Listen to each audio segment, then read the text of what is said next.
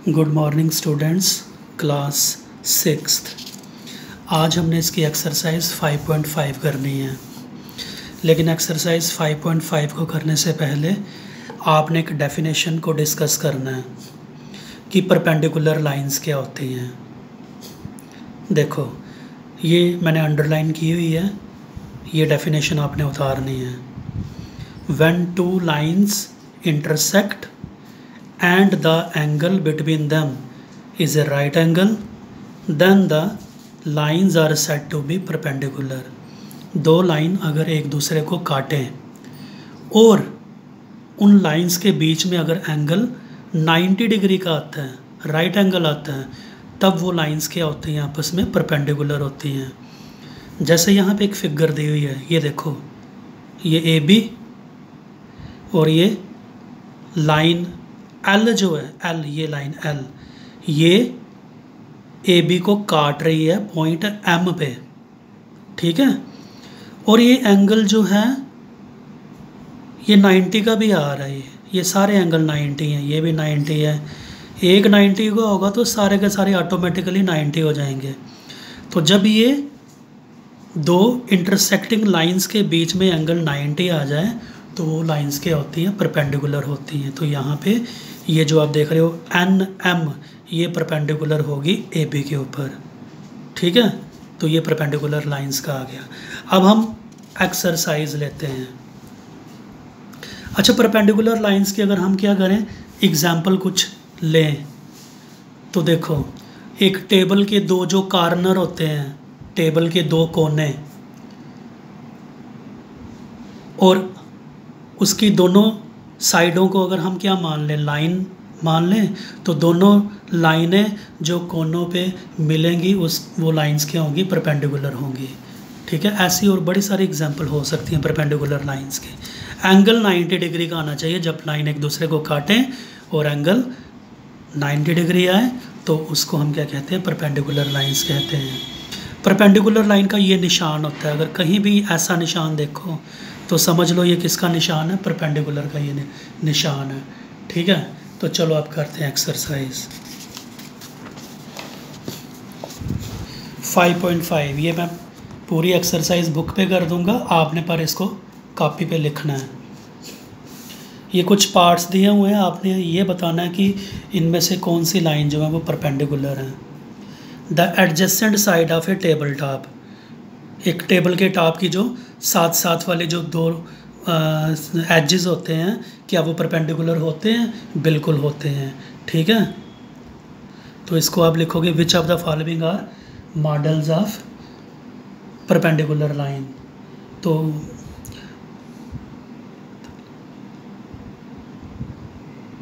लिखेंगे ऐसे, इसको यस लिख लो।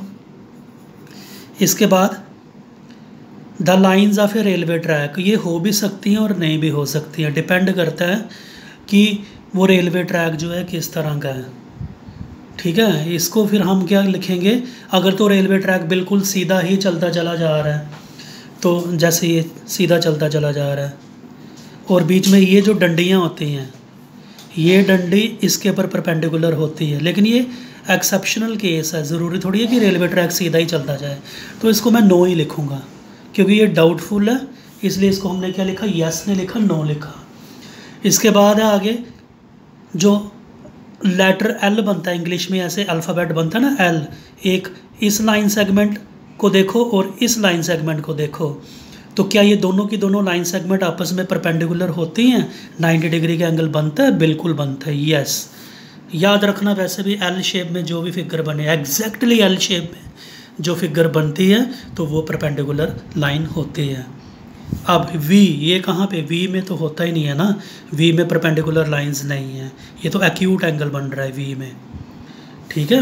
वी में क्या बनता है, एक्यूट एंगल बनता है, तो इसलिए ये परपेंडिकुलर लाइन नहीं होगी। उसके बाद है ये वाला, देखो, let P Q be the perpendicular to the line segment X Y. P Q मान लो कि ये क्या है, किसके ऊपर परपेंडिकुलर है, एक्स वाई के ऊपर परपेंडिकुलर है। फिर आगे हम बात करते हैं, आगे क्या कहता है ये, let P Q and X Y intersect in the point A, और मान लो कि पी क्यू और एक्स वाई कौन से पॉइंट पे इंटरसेक्ट कर रहे हैं, ए, तब आपको बताना what is the measure of angle P A Y, वो तो 90 डिग्री का होगा। इसको थोड़ा सा करना भी पड़ेगा, मैं आपके सामने अभी ये करता हूँ, वेट करो 1 मिनट, अभी करता हूँ, मैं पेज ढूंढ रहा हूँ।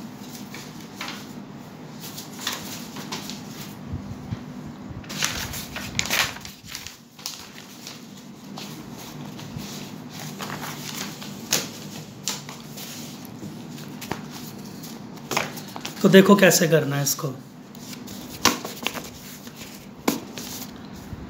कौन सी लाइंस थी, पी क्यू और एक्स वाई। आपने इसको क्या करना है, स्केल से लेनी है, पी क्यू और एक्स वाई। ये ले लो पी क्यू,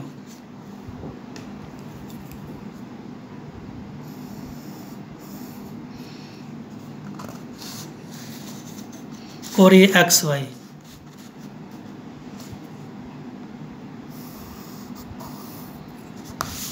नाम भी दे देंगे, पी क्यू और ये आ गया एक्स वाई। वो कहता है कि ये परपेंडिकुलर लाइंस हैं, खुद उसने कहा हुआ कि ये परपेंडिकुलर लाइंस हैं। फिर इसके बाद क्या कहता है वो, मान लो कि पी क्यू और एक्स वाई इंटरसेक्ट कर रहे हैं एट पॉइंट ए, ये ए पे जिस पॉइंट पे मिले। फिर कहता है what is the measure of P A Y, तब ये एंगल जो पी ए वाई बन रहा है ये कितने डिग्री का होगा, तो ये तो 90 डिग्री का होगा क्योंकि लाइंस के परपेंडिकुलर है। ठीक है, तो हम लिखेंगे यहाँ पे ये फिगर बनाने के बाद angle P A Y equal to 90 degree, ये एंगल का निशान डाला है ऐसे, angle P A Y equal to किसके बराबर आ गया, 90 डिग्री के बराबर आ गया। तो ये क्वेश्चन नंबर 2 था। ठीक है, ये फिगर बना के ये मेज़रमेंट दे देनी है आपने। चलो क्वेश्चन नंबर 3 देखते हैं अब।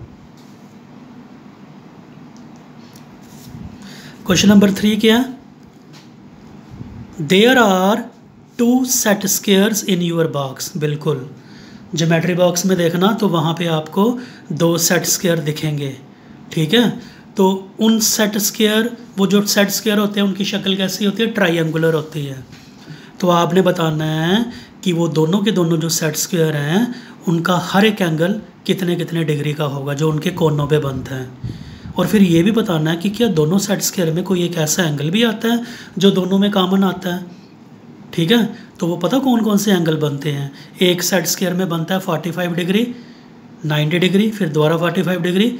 दूसरा जो सेट स्क्वेयर होता है उसमें बनता है 30 डिग्री, 60 डिग्री और 90 degree.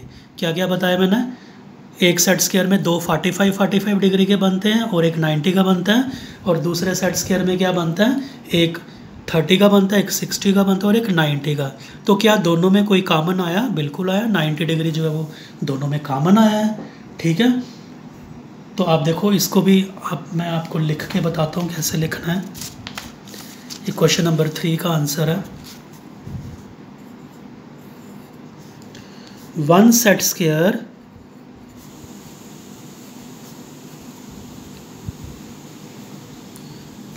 Has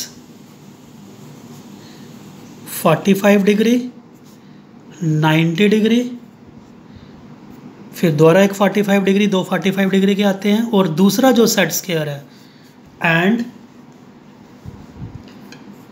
the other set square has 60 degree, 90 degree, 30 degree. ठीक है, अब इन दोनों में क्या कॉमन आ रहा है, दे हैव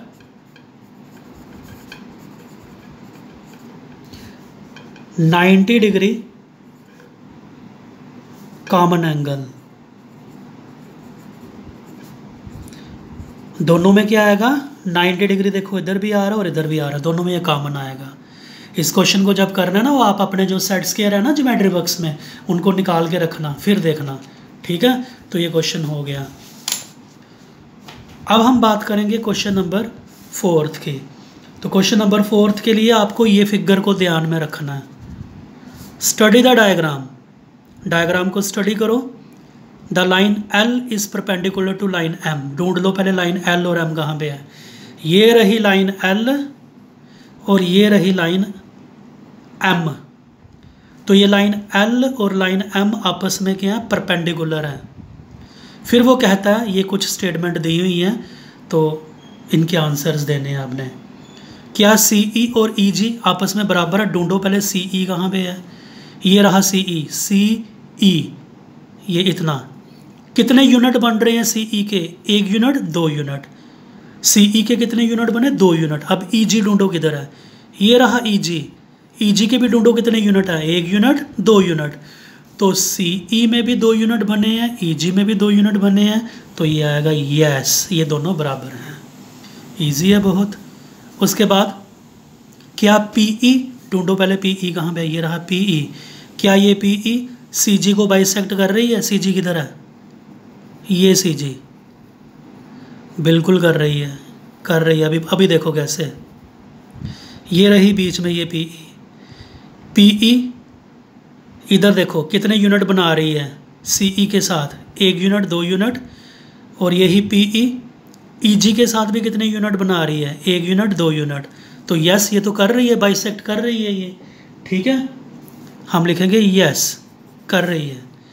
उसके बाद identify any 2 line segment for which PE is perpendicular bisector. 2 आपने ऐसी लाइन सेगमेंट यहाँ पे ढूंढनी है जिन 2 लाइन सेगमेंट को क्या करे, ये PE 2 बराबर हिस्सों में डिवाइड कर। एक तो DF लिख सकते हो आप, एक पेयर आ गया, DF आ गया, ठीक है। दूसरा और कोई DF क्यों आया? ये देखो ना DF, ये था DF। तो इस वाली लाइन ने क्या, इसके 2 बराबर हिस्से नहीं किए, 1 यूनिट, 1 यूनिट।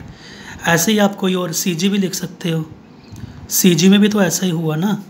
ये देखो इस लाइन ने CG को क्या किया, 2 बराबर हिस्सों में, 1 यूनिट, 2 यूनिट, 1 यूनिट, 2 यूनिट। तो CG को भी ये बाइसेक्ट कर रही है।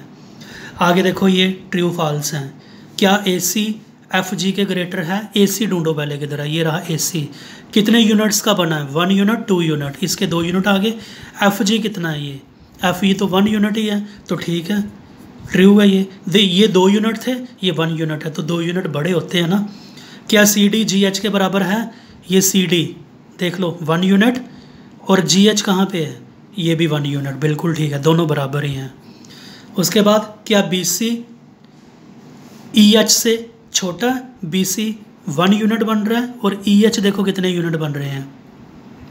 EH के बन रहे हैं 1 यूनिट, 2 यूनिट, 3 यूनिट। बिल्कुल, ये 1 यूनिट था, ये 3 यूनिट है, तो ये छोटा ही है, तो ये भी क्या आया, ट्रू आया। तो ये एक्सरसाइज आपकी 5.5 ख़त्म है। बड़े ध्यान से, इजी एक्सरसाइज थी, कोई मुश्किल नहीं थी। ध्यान से इसको समझ के कापियों पे आपने क्या करना है, नोट कर लेना है। ओके।